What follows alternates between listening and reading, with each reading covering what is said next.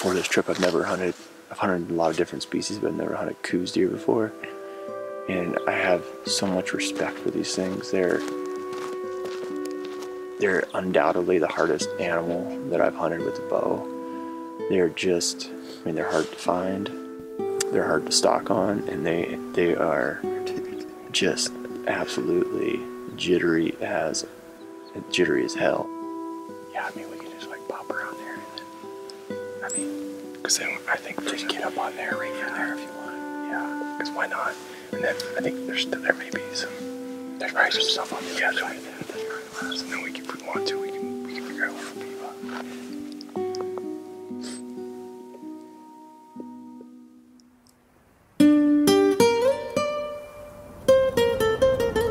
First impressions, this is super interesting country, beautiful, prickly.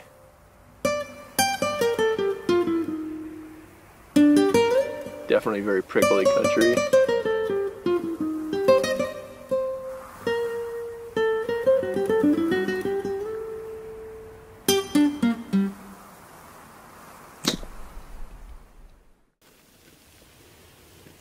Given all the threats they face, it's not surprising that nature has molded the Coues whitetail into an extraordinarily wary animal with an apparent expertise in using cover to their advantage. Spotting these deer requires patience, persistence, and really good glass. Sometimes I feel like the landscape and the Coues deer are in cahoots, because like where they hang out, when it comes to bow hunting, like that's what we're out here doing right now. We're trying to spot and stalk Coues deer, and on top of them being so hard to find, getting in on them is no easy task. One, they're super on edge, the Coues, okay, so you're dealing with that. But two, everything is loud and crunchy and thick. So, I mean, we walked through some stuff yesterday. It was like, you know, there wasn't really a path. You're just kind of breaking branches trying to get through, and that's what these Coues thrive in. We're starting to see kind of deer all over the place. Got deer over there, deer down below us. Got like 3 bucks so far, but nothing huge yet, but it's a good sign so far. Like, we're just gonna keep looking around. Been watching these bucks across the canyon. There's about 3 of them that are rutting these does. And I'm gonna bomb over there. I'm gonna sneak up one of those finger ridges and see if I can't get in on them. And just kind of be in the zone and get the wind right and see if I can't get lucky. So I gotta bomb down, cross a couple of creeks, and get over there. It's gonna take me 30 or 40 minutes to get over there. So I'm gonna get hustling.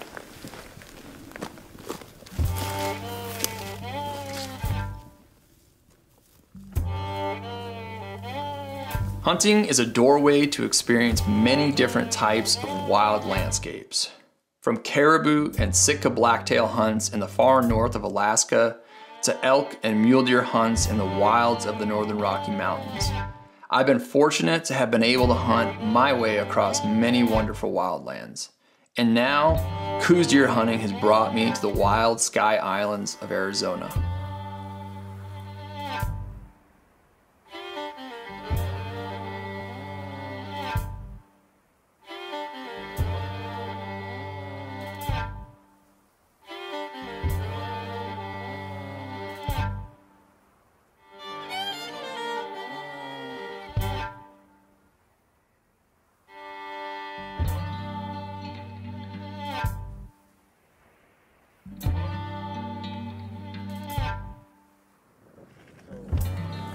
I could see them from down below, but the winds were super shifty.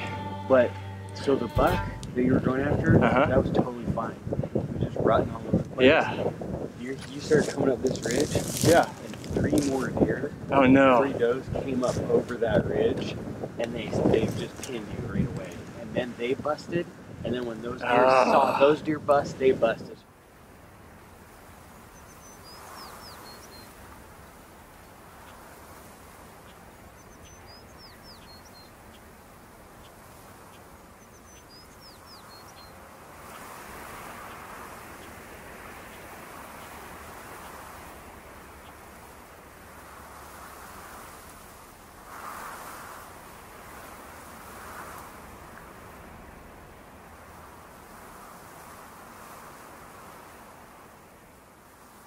we got a few bucks kind of milling around that mountainside over there.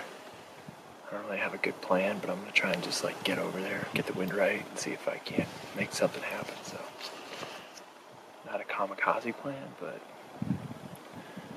mediocre plan at best, but sometimes they work. See you guys later, after dark probably. Alright, see ya.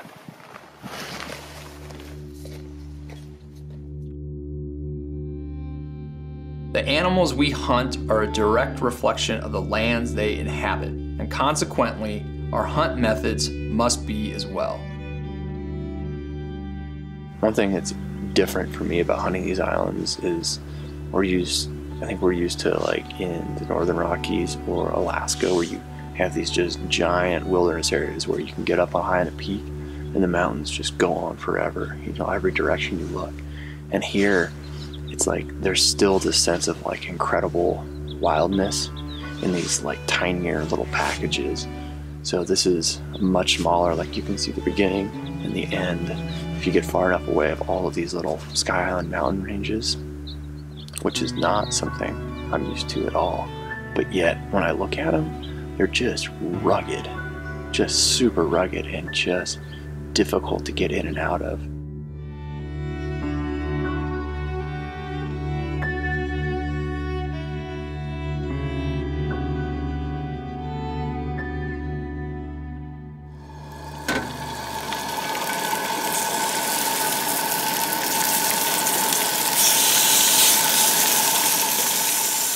Fresh Coues heart.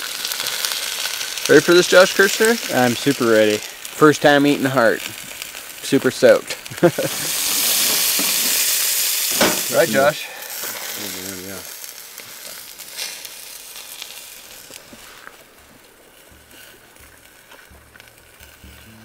That's pretty rad. Never gonna throw one away again, are you? Never.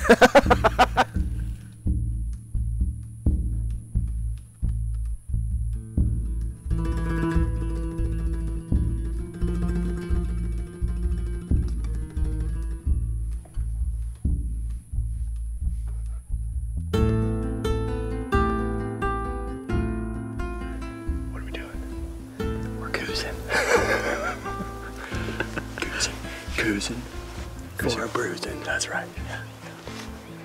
New terrain. Kind of nice. It's like personally, I don't feel like there's ever an ugly morning in the desert. No, the sunrises in Arizona. I appreciate you doing that for us. For painting the sunrises for you. Yeah. My pleasure. My pleasure. Yeah. Appreciate it. Moved up the drainage a bit. Got this big basin over here. It looks super ruddy. So have me like run across some brush again, get beat up, come back over, go back over. Us being up here like, oh no, oh that's gotta hurt. Oh, it does. Yeah, you know. Brad loves cat claw, by the way. If you haven't experienced cat claw, if all you're out there wondering like, what's cat claw?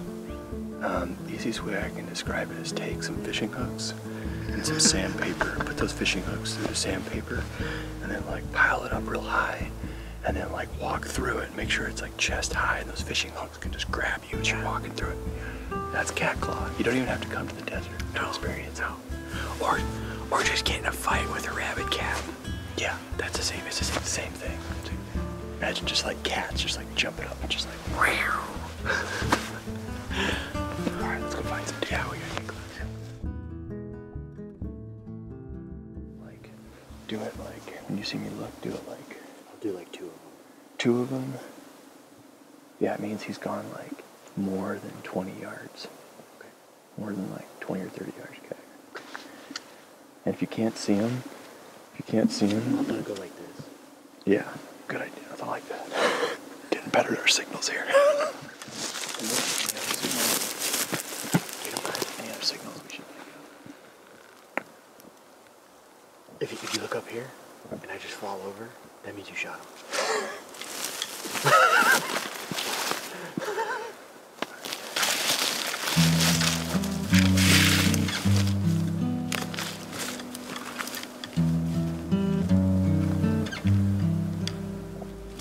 Anything that lives out here, you have to like hang your hat on. Like it is you have to give it up for them, because there's just, everything is so rugged and unforgiving, and you know, like these guys met cat claw for the first time, which I adored seeing, because it's just like a normal thing for us, getting poked all the time.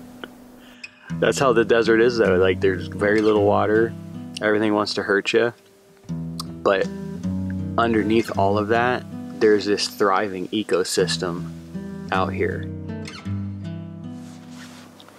We have a really nice buck spotted, probably 1,200 yards away from us right now. Brad's on his way over. The buck is just being very calm and feeding. He's alone, which is great. Brad should have a good wind, and hopefully he can sneak in and get a shot at him. It'd be really, really cool for a first Coues buck.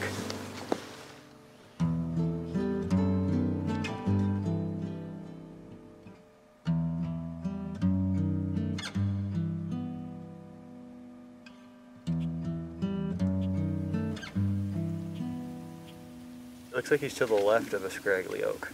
Okay. He's directly straight above those two things. Oh, he is? Yeah, he's like, if you go straight up from that, you'll see some like oak trees glowing in the sunlight. Yeah.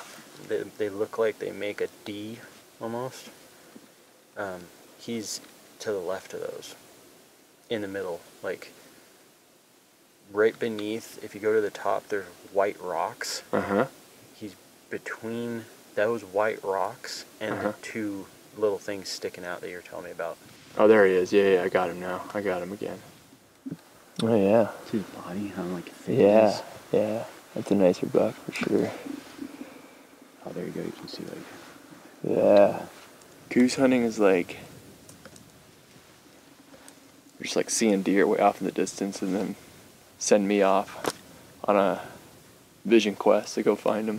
That's what it is, vision quest. Feels like a vision quest. Well, got a nice buck spotted, but he's a long ways away. So we're gonna bump, go down, crawl through some brush, some cat's claw, some manzanita, get to the next ridge, and then see if we can't relocate him, be a little closer. He was very fixated on a doe, which is good. It makes him easier to sneak in on. But we need a closer look, see if we can't get a little bit more steady wind before getting really close to him. So here we go.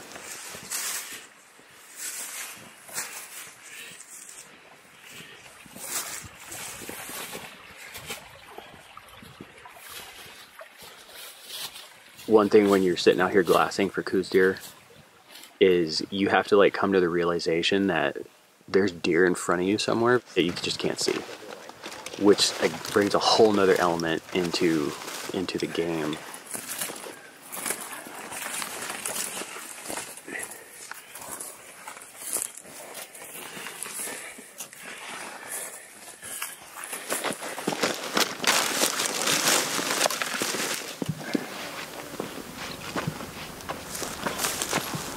This is the meanest place I've ever hunted.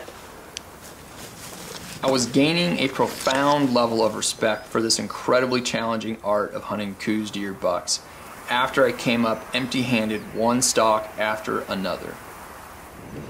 So we found that buck again, and it looks like we think he's bedded down underneath like an oak tree. And the way the wind's blowing right now, I'm gonna go try and get set up on the little finger ridge, sneak up and over across from him, and just kind of wait him out until hopefully he beds down for a couple hours. And if he stays in that general vicinity, I should have maybe a 60 or 70 yard shot.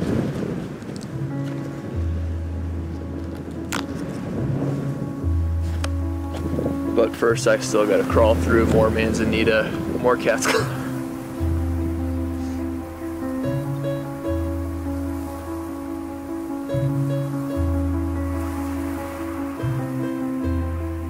Hunting mule deer bucks back home with a bow and arrow is certainly a challenge, but hunting these tiny deer of the Sky Islands is next level hard.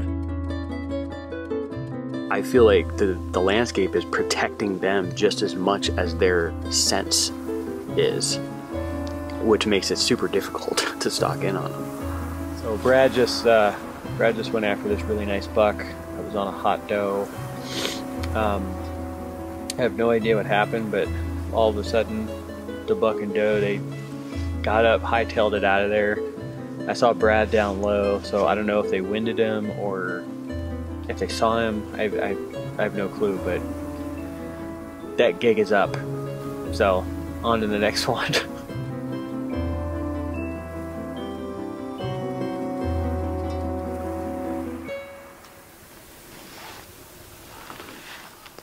Alright, so we have no idea where Brad is.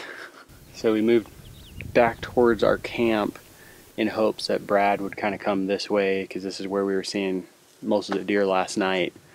We're just gonna sit here, look for deer, and look for Brad, I guess.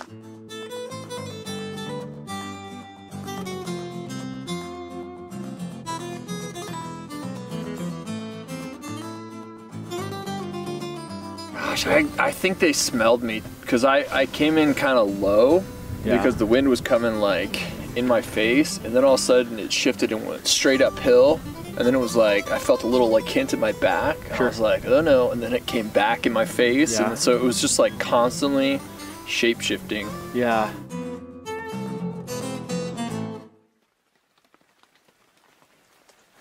He's a dandy. He's a 1, 2, 3. He's got like 4 points. Got a decent little buck. I mean, honestly, with Coues, they're all kind of small, but by Coues standards, compared to what we've seen, he's a nice buck. He's just over there, just mowing on barrel cactus, being a Coues, getting all Couesy.